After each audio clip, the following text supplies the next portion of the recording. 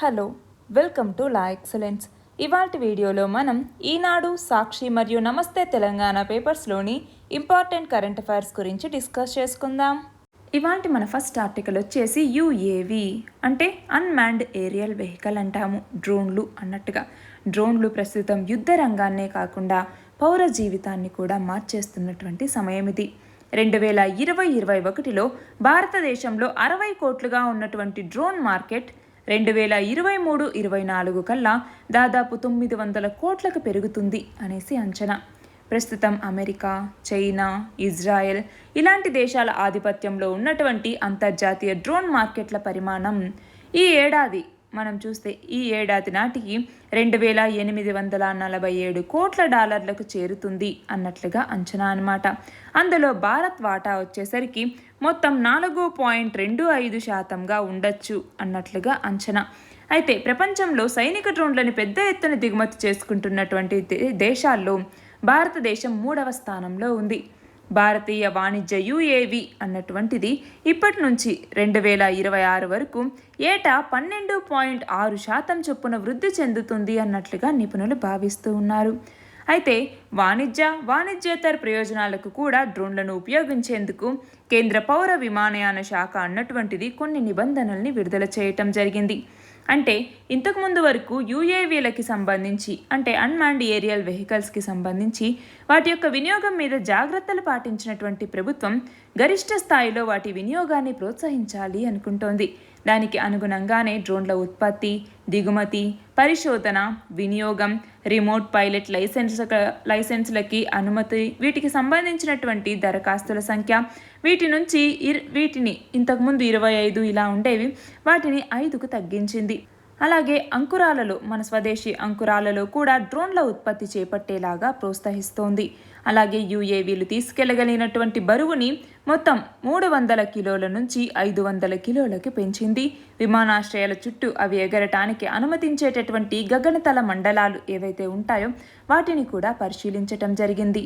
ఇలాగా మొత్తం చాలా చేంజెస్ని తీసుకురావటం జరిగింది. అమెరికా యొక్క యుఏవి మార్కెట్లో 70.5% వినోదపరమైనవే ఉన్నాయన్నమాట. అంటే ముందు ఈ డ్రోన్ల యొక్క అంటే వాణిజ్య డ్రోన్ల వినియోగం అనేది పెరగబోతోంది. సరుకులకి సంబంధించి డ్రోన్లను అనుమతిస్తున్నారు. మనం చూస్తే మెక్సికోలో కూడా మారక ద్రవ్య రవాణాకి, ఇతర నేరాలను నిరోధించటానికి కూడా ఈ డ్రోన్ల యొక్క వినియోగం అనేది పెరుగుతోంది. అమెజాన్ అడవుల పరిరక్షణకి వీటిని వినియోగిస్తున్నారు. ఐరోపాలో అయితే వీటి వినియోగం విస్తరించాలి అంటే నియమ నిబంధనల్ని సడలించక తప్పదు. దేశ విదేశాల్లో ఈ డ్రోన్లకి సంబంధించి వాటి యొక్క ఉపయోగాలను తెలుసుకుంటూ వాటిని ఆ డ్రోన్లను విస్తరించటం కోసం నియమ నిబంధనల్ని రూపొందిస్తూ ఉన్నారు. మనం చూస్తే జమ్మూ వాయుసేన స్థావరం మీద జూన్ 27వ తేదీన 2 సార్లు డ్రోన్లతో దాడులు జరిగాయి. ఆ తర్వాత 5 సార్లు జమ్మూ నగరం మీద డ్రోన్లు అనేవి కనిపించటం జరిగింది. అలా మనం చూస్తే 2030 నాటికి మన భారతదేశంలో డ్రోన్ల సంఖ్య అనేవి 3 లక్షలకు పెరుగుతాయి అనేసి అంచనా. వాటిలో 15% శత్రు డ్రోన్లను సమకూర్చేటటువంటి కౌంటర్ డ్రోన్లు ఉంటాయి. స్వదేశీ పరిజ్ఞానంతో వాటిని అభివృద్ధి చేసుకోవటానికే DRDO ప్రాధాన్యమిస్తోంది. 2030 నాటికల్లా భారతదేశంలో డ్రోన్ అలాగే కౌంటర్ డ్రోన్ మార్కెట్ అన్నటువంటిది దాదాపు 4,000 కోట్ల డాలర్లకు చేరుతుంది అనేసి అంచనా. అంటే దాదాపు 3 లక్షల కోట్ల రూపాయలకు పైగా చేరుతుంది అనేసి ఫిక్కీ అంచనా వేయటం జరిగింది. ఇక్కడ క్వశ్చన్ చూడండి, స్వామిత్వ కార్యక్రమం దేనికి సంబంధించింది? దీనిని ప్రధాని మోదీ ఎప్పుడు ప్రారంభించారు? స్వామిత్వ కార్యక్రమం దేనికి సంబంధించింది? మనం చూస్తే మన ఆంధ్రప్రదేశ్ ఇలాంటి వాటితో పాటు దాదాపు 9 రాష్ట్రాల్లో డ్రోన్లతో గ్రామీణ భూముల సర్వే కోసం స్వామిత్వ అన్నటువంటి కార్యక్రమాన్ని తీసుకురావటం జరిగింది. దీనిని 2020వ సంవత్సరం ఏప్రిల్లో ప్రధాని నరేంద్ర మోదీ ప్రారంభించారు. మన నెక్స్ట్ ఆర్టికల్ వచ్చేసి భారతదేశంలో బాలలకి అలాగే కౌమార ప్రాయంలో ఉన్నటువంటి వాళ్ళకి త్వరలోనే కోవిడ్ టీకాల కార్యక్రమం అనేది మొదలు కాబోతోంది. ముందుగా ఈ నెల 20 నుంచే 12 నుంచి 17 సంవత్సరాల వయోవర్గంలో ఉన్నటువంటి వాళ్ళకి జైకోవ్-డి టీకాలు వేస్తారు అన్నట్లుగా చెప్తున్నారనమాట. అంటే సూది లేకుండా చర్మం ద్వారానే ప్రతి డోస్కి మధ్య 28 రోజుల వ్యవధితో. మనం చూస్తే జైకోవ్-డి అన్నటువంటి టీకా అన్నటువంటిది 3 డోసులు. ఒక డోస్కి రెండవ డోస్కి మధ్య 28 రోజులు, అలాగే రెండవ డోస్కి మరియు మూడవ డోస్కి మధ్య కూడా 28 రోజుల గ్యాప్ ఉండేలాగా ఈ జైకోవ్-డి టీకాని తీసుకొస్తూ ఉన్నారన్నమాట. 3 విడతలుగా ఈ టీకాని ఇస్తారు. ఆ తర్వాత భారత్ బయోటెక్, సీరం ఇన్స్టిట్యూట్, అలాగే కోర్బీవాక్స్, దీన్ని బయోలాజికల్ ఈ సంస్థ రూపొందిస్తోంది. ఇవి రూపొందించే టీకాలు కూడా పిల్లలకి అందుబాటులోకి రాబోతున్నాయి. అలాగే భారత్ బయోటెక్ రూపొందించినటువంటి కోవాక్సిన్ టీకాని 2 సంవత్సరాల నుంచి 18 ఏళ్లలోపు పిల్లలకు కూడా ఇవ్వటానికి ప్రభుత్వ నిపుణుల బృందం అన్నటువంటిది ఓకే చెప్పటం జరిగింది. అన్ని అనుమతులు పొందిన తర్వాత ఈ కోవాక్సిన్ టీకా కూడా పిల్లలకి అందుబాటులోకి వస్తుంది. అయితే మనం చూస్తే ఈ జైకోవ్-డి టీకా ప్రపంచంలోనే మొట్టమొదటి డిఎన్ఏ టీకా. డిఎన్ఏ టీకా అంటే మానవ డిఎన్ఏలో మార్పులు తెస్తుంది అన్నట్టుగా చాలామంది అనుకుంటారు. నిజానికి అది వైరస్ డిఎన్ఏని మార్చి దాన్ని నిరుపయోగంగా చేస్తుందన్నమాట. డిఎన్ఏ టీకాలు 1990ల నుంచే రూపొందుతూ ఉన్నా కూడా వాటిని ఇప్పటి వరకు గుర్రాలకు ఇలాంటి వాటికి వేస్తూ ఉన్నారు. తాజాగా మానవుల్లో దాని యొక్క ప్రభావం మీద అధ్యయనాలు జరపటం జరిగింది. క్లినికల్ ప్రయోగాల్లో జైకోవ్-డి టీకా తీసుకున్నటువంటి వాలంటీర్లకి టీకా వేసిన చోట వాపు కానీ జ్వరం కానీ ఇలా ఏవీ రాలేదు. మొత్తం 28,000 మంది వాలంటీర్ల మీద జైకోవ్-డిని పరీక్షించడం జరిగింది. మన దేశంలో డెల్టా వైరస్ విజృంభించినటువంటి సమయంలో ఈ ప్రయోగాలు అనేవి జరిగాయి. అలాగే అంటే దీనికి ముందు ఇతర టీకాల ప్రయోగాల సమయంలో డెల్టా అన్నటువంటిది వ్యాపించలేదు. అయితే జైకోవ్-డి సమర్థమైందే అయినా కూడా దాని యొక్క ధర 3 డోసులకి కలిపి 1900గా నిర్ణయించారు. అయితే ధరలు తగ్గించాలి అన్నట్టుగా కేంద్రం కోరుతూ ఉంది. అయితే మనం చూస్తే జైకోవ్-డి టీకాని 12 నుంచి 17 సంవత్సరాల వాళ్ళకి ఇవ్వటం జరుగుతుంది. ఇక 7 నుంచి 11 సంవత్సరాల వాళ్ళకి నోవావాక్స్ టీకా మీద సీరం ఇన్స్టిట్యూట్ ఆఫ్ ఇండియా 2 మరియు 3వ దశ క్లినికల్ ప్రయోగాలను జరుపుతోంది. ఆగస్టులో ఈ ప్రయోగాలు అనేవి మొదలయ్యాయి. అలాగే భారత్ బయోటెక్ కూడా మన దేశంలో 6 వేరు చోట్ల 2 నుంచి 18 సంవత్సరాల వయోవర్గంలోని పిల్లల మీద కోవాక్సిన్ టీకాతో మొత్తం 3 దశల క్లినికల్ ప్రయోగాల్ని పూర్తి చేసింది. అంటే మొత్తం మీద భారతదేశంలో పిల్లలకి త్వరలోనే 4 కోవిడ్ టీకాలు అందుబాటులోకి రాబోతున్నాయి అన్నటువంటిది ఈ ఆర్టికల్. ఇక్కడ క్వశ్చన్ చూడండి, ప్రపంచంలోనే మొట్టమొదటి డిఎన్ఏ టీకా ఏది? ఏ టీకా? జైకోవ్-డి. మన నెక్స్ట్ ఆర్టికల్ వచ్చేసి అడవులు వేగంగా అంతరించిపోతున్నటువంటి క్రమంలో దాన్ని అడ్డుకొని వాటిని పరిరక్షించుకోవడం కోసం ఏదైతే అటవీ సంరక్షణ చట్టాన్ని తీసుకొచ్చామో అందులో కొన్ని షరతులు, కఠిన నిబంధనలతో దాన్ని తీసుకురావటం జరిగింది. తర్వాత ఆ చట్టానికి సవరణలు జరిగినా కూడా అడవుల రక్షణకి ఆ సవరణ అనేది దన్నుగా నిలిచింది. అయితే ఇప్పుడు వాటన్నింటినీ ఏదో ఒక రూపంలో సడలించి ఆ చట్ట పరిధి నుంచి బయటికి తీసుకొచ్చేందుకు ప్రయత్నిస్తున్నారు. అంటే పైకి చట్టం స్ఫూర్తిని కాపాడుతున్నట్టు చెప్తున్నా కూడా లోపల ఆ సవరణ ఫలాల్ని కార్పొరేట్ సంస్థలకి మేలు చేసేవిగా మారుస్తూ ఉన్నారు. ఇది ఇలా చేయటం అన్నటువంటిది సహజ వనరుల దోపిడీ చేయటమే. కాబట్టి ఉన్న అడవికే రక్షణ లేనటువంటి ప్రమాదం ఇప్పుడు ముంచుకొస్తోంది. కాబట్టి జాగ్రత్త వహించాలి అన్నటువంటిది ఈ ఆర్టికల్ అన్నమాట. ఇక్కడ క్వశ్చన్ చూడండి, అటవీ సంరక్షణ చట్టాన్ని ఏ సంవత్సరంలో తీసుకొచ్చారు? ఏ సంవత్సరంలో? 1980వ సంవత్సరంలో అటవీ సంరక్షణ చట్టం అన్నటువంటి దాన్ని కేంద్ర ప్రభుత్వం తీసుకురావటం జరిగింది.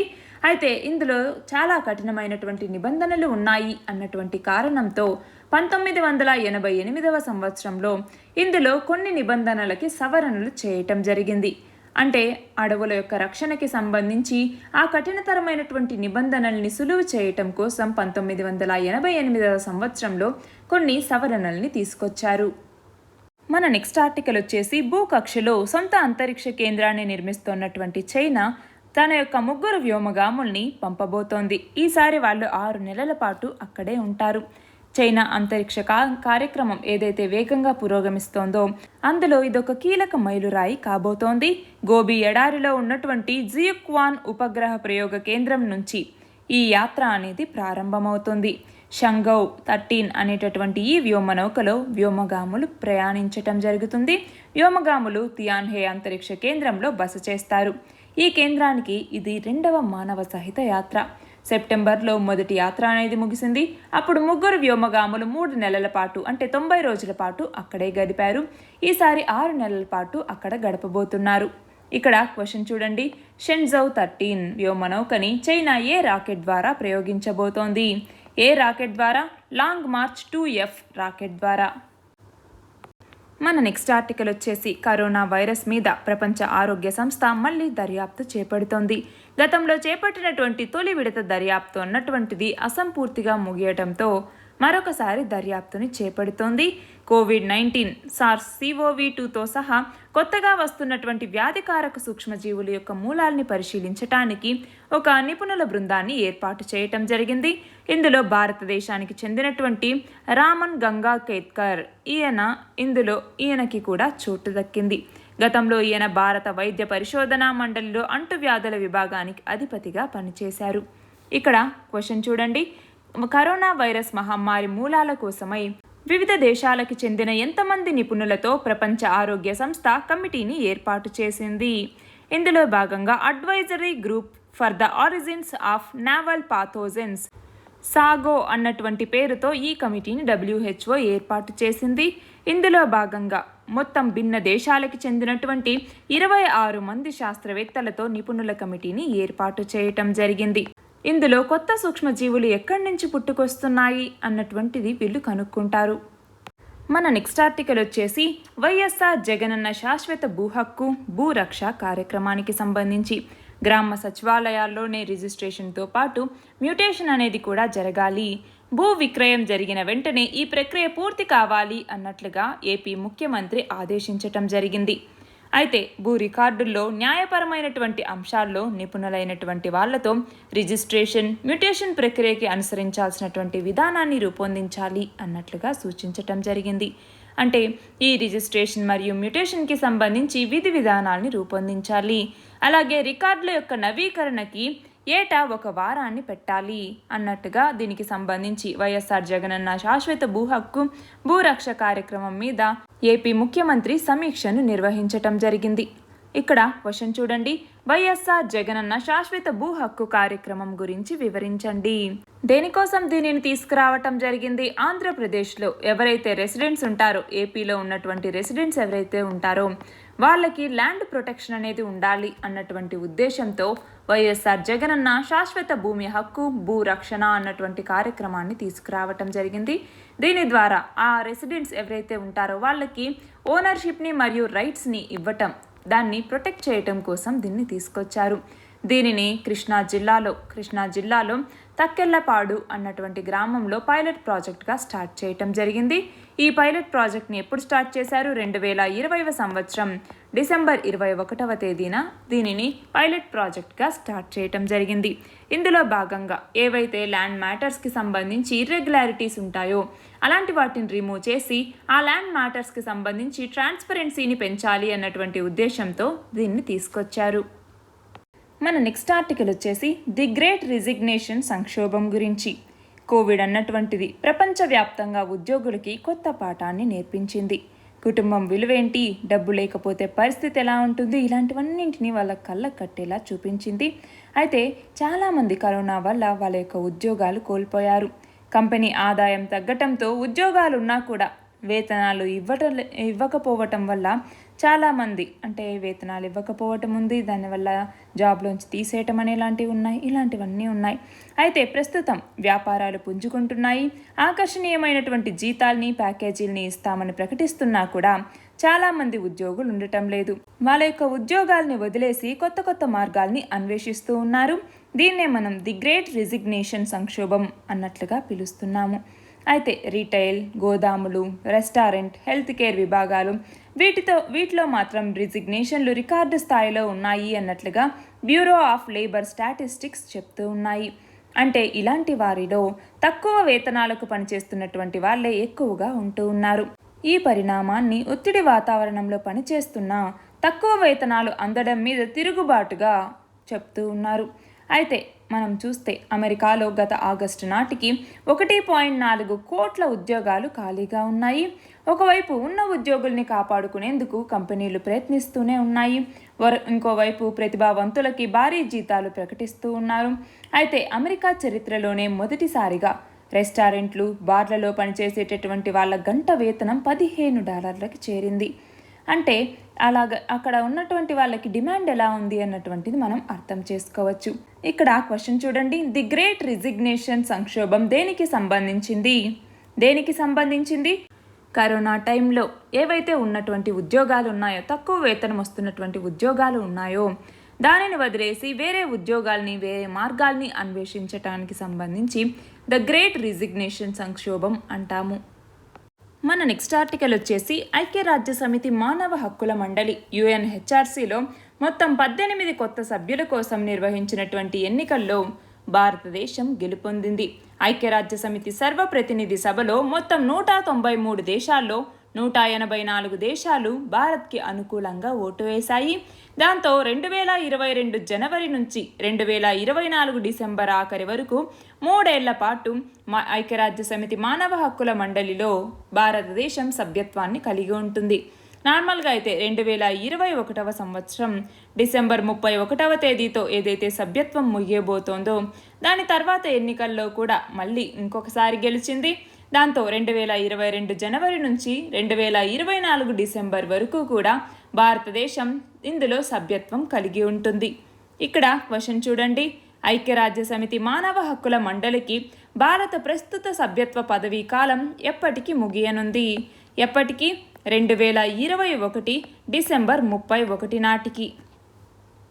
ఇవాళ మన లాస్ట్ ఆర్టికల్ వచ్చేసి ఉత్పత్తి ఆధారిత ప్రోత్సాహకాల పథకానికి సంబంధించి. దీని కింద ప్రయోజనం పొందేందుకు రాబోయే 4.5 సంవత్సరాల్లో మొత్తం 3,345 కోట్ల విలువైనటువంటి పెట్టుబడులు పెడతాము అనేసి కొన్ని కంపెనీలు సమర్పించినటువంటి మొత్తం 31 ప్రతిపాదనలకి టెలికాం విభాగం ఆమోదం తెలిపింది. దీని ఫలితంగా 1.82 లక్షల కోట్ల మేర ఉత్పత్తి పెరిగేందుకు అవకాశం అనేది ఉంది. అలాగే దాదాపు 40,000 ఉద్యోగాల సృష్టికి, అంటే 40,000 ఉద్యోగాలు అనేవి రాబోతున్నాయి.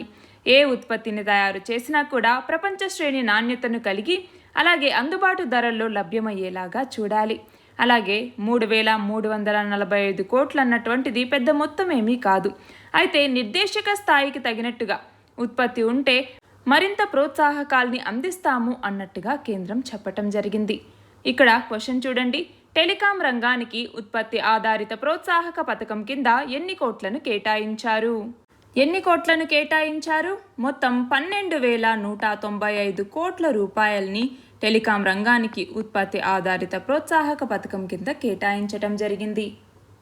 నిన్నటి క్వశ్చన్ వచ్చేసి అంతర్జాతీయ వన్డే క్రికెట్లో సెంచరీ చేసిన పిన్న వయస్కురాలు ఎవరు? ఎమీ హంటర్. ఇవాల్టి క్వశ్చన్ వచ్చేసి young wild life photographer of the year 2021 అవార్డుని అందుకున్న భారతీయుడు ఎవరు? దీని ఆన్సర్ కమెంట్ సెక్షన్లో ఇవ్వండి. కరెక్ట్ ఆన్సర్ రేపటి వీడియోలో చూద్దాం. All the very best and thank you very much.